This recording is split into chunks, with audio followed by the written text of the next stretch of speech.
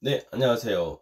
오늘은 2025년 5월 11일 주일 아침이고요. 아침 긍정 하고 외친 지 258일째입니다. 오늘도 힘차게 외치면서 시작하겠습니다. 오늘은 지금 제가 또 읽고 있는 이 사피엔스 중에서 한 부분을 말씀을 드리겠습니다. 아주 그 재미있는 이론이 나오는데, 우선 인지혁명이란 약 7만 년 전부터 3만 년 사이에 출현한 새로운 사고방식과 의사소통 방식을 말한다. 무엇이 이것을 촉발했을까? 우연히 일어난 유전자 돌연변이가 사피엔스의 뇌의 내부 배선을 바꿨다는 겁니다. 그리고 우리는 이것을 지식의 나무 돌연변이라고 부를 수가 있는데, 왜 하필 그 돌연변이가 네안데르탈이 아니라 사피엔스 DNA에 등장했을까? 이것은 순순히 우연의 산물이고, 새로운 사피엔스 언어에 어떤 특별한 점이 있었기에 사피엔스는 세계를 정복할 수 있었을까? 이게 최초의 의사소통 체계는 아니라고 해요. 어떤 동물이든지 다 의사소통 체계는 있었고, 특히 이제 예를 들어서 녹색 원숭이 같은 경우도 울음 소리로 다른 동물에게 위험을 경고를 하는데, 어떤 울음소리는 독수리라고, 어떤 울음소리는 사자라고, 이렇게 소리를 통해서 의사소통을 했다고는 하죠. 하지만 우리 언어가 무엇이 특별한지 크게 두 가지를 이야기를 했는데, 가장 보편적인 대답은 우리의 언어가 놀라울 정도로 유연하다는 거. 이 유연하다는 것은 명확하게 묘사를 할 수 있다는 거죠. 정확한 위치랑 그곳에 어디까지 어떻게 갈 수 있는지 여러 가지 길들을 묘사할 수 있다는 거고, 두 번째 언어는 바로 세상에 대한 정보를 공유하는 데인데, 특히 여기서 재미있는 이론이 뒷담화 이론입니다. 뒷담화 이론. 뒷담화는 악의적인 능력이지만 많은 숫자가 모여서 협동을 하려면 사실상 반드시 이렇게 필요하고요.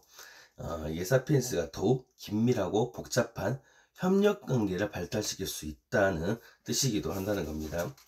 그리고 이 뒷담화 이론이 농담처럼 들릴지 몰라도 우리의 언어가 바로 이런 목적으로 지난 것처럼 보인다고 할 정도고, 예를 들어서 역사학 교수라든지 어떤 핵물리학자도 쉬는 시간에 1차 세계대전의 원인이나 쿼크에 대한 이야기 하는 게 아니고, 자기 남편이 바람피웠던 이야기, 학과장과 교수 사이가 틀어졌다는 이야기, 영국 기금으로 자동차를 샀다는 이야기 등등 이런 뒷담화를 한다는 겁니다.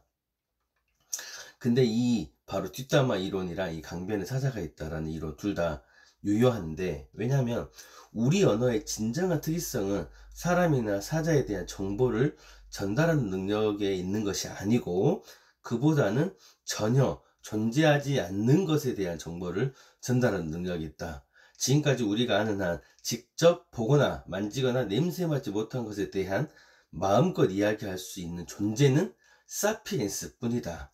이러면서 전설, 신화, 신종교가 인지혁명과 함께 등장을 했고, 오직 사피엔스만이 실제로 존재하지 않는 것에 대해 말할 수 있고, 아침을 먹기도 전에 불가능한 일을 6가지나 믿어버릴 수 있다는 점에 쉽게 동의할 수 있을 것이다. 이러한 허구 때문에 단순한 상상을 넘어서 집단적으로 상상할 수 있게 되었다. 우리는 성경의 창세기, 호주 원주민의 드림타임, 그리고 드림타임 신화, 그리고 현대 국가의 민족주의 신화 같은 공통의 신화를 짜낼 수 있었고, 이러한 신화 덕분에 사피엔스는 많은 숫자가 모여서 유연하게 협력하는 유례없는 능력을 가질 수 있었다.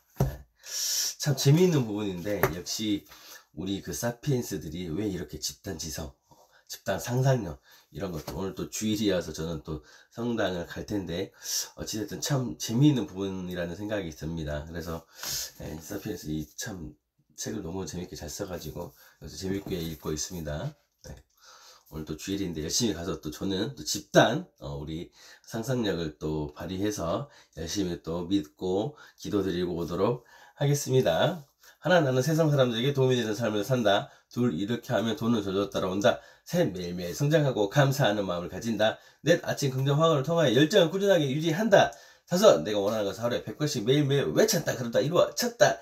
여섯, 매일매일 영어 공부, 일본어 공부를 꾸준하게 했더니 상계국어 능통자가 되었다. 일곱, 매일매일 30분 독서 습관으로 인해 드디어 내 책이 발행되었다. 여덟, 매일매일 일반문 걷기를 통하여 건강관리를 꾸준하게 했다. 아홉, 모든 것이 감사합니다. 이미 다 이루어졌다. 여러분, 오늘 또 분명 멋진 일이 일어날 거예요.